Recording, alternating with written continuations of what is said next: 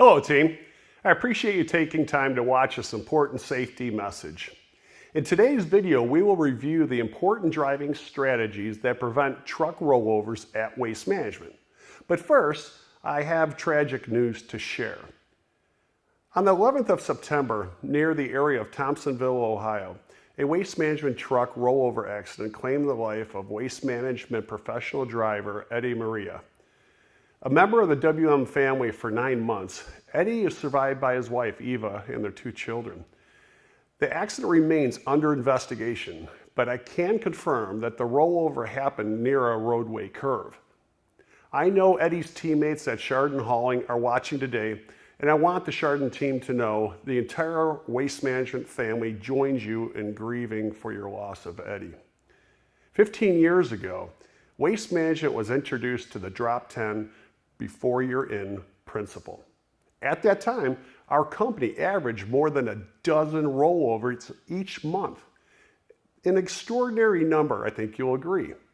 Within a year of launching the Drop 10 initiative, those numbers were cut in half. More recently, we have averaged a few truck rollovers each month. Better than before, but still not good enough. Rollover events are particularly dangerous for Waste Management's drivers and helpers.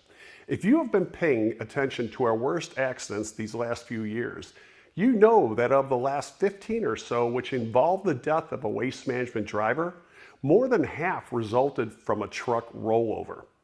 The bottom line is, even when a driver is seatbelted, a truck rollover is a violent and terrifying event where the potential for a fatal outcome is high.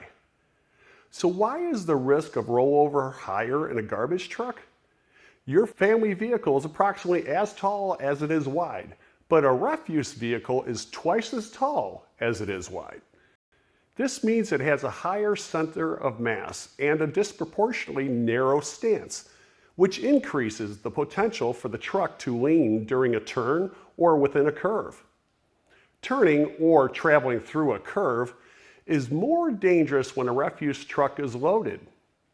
That added weight elevates the truck's overall center of mass, and the higher the center of mass, the easier it is to tip over. And that is the science behind the Drop 10 principle. Reducing truck speed reduces the forces that would otherwise tip your truck onto its side. Let's review the guidance of the Drop 10 before you're in principle. First, a driver must always be thinking outside the cab, 100% focused and advancing his or her field of view. That means scanning the horizon 12 to 15 seconds ahead of your travel position. You must be on the lookout for curves in the roadway ahead and searching for signage that indicates a significant change in the roadway profile. If you are approaching an off-ramp, a significant curve, or any curve preceded by advanced warning signage, you must decrease your truck speed by a minimum of 10 miles per hour below the posted speed limit before you reach the onset of the curve. Now that's important. Again, lowering your speed eliminates much of the force that would otherwise tip your truck onto its side.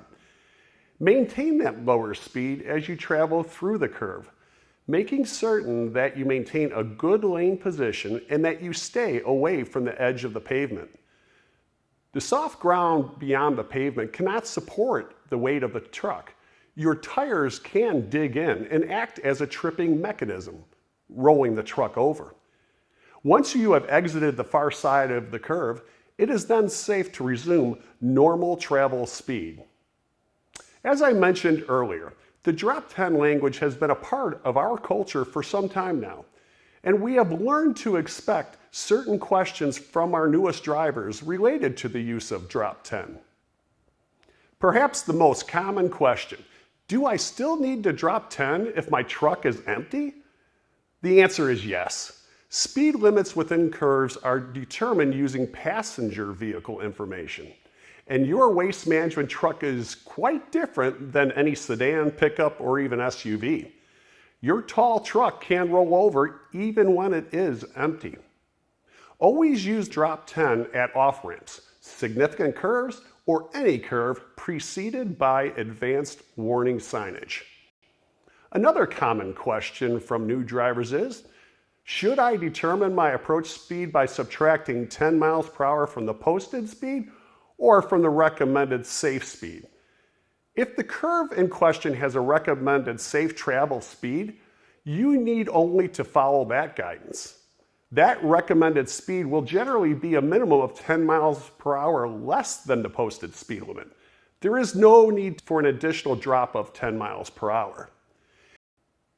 I am so grateful for every single man and woman that has bought into the use of the safety defensive driving system and its 6 principles. So grateful for those drivers so disciplined with Drop 10 that they even use it when driving their personal vehicles. That is exactly the type of commitment that is needed to get you to your home and loved ones at the end of each and every day. Thanks for your time today. Keep holding one another accountable for safe and responsible behavior, and keep yourself safe. Have a great day.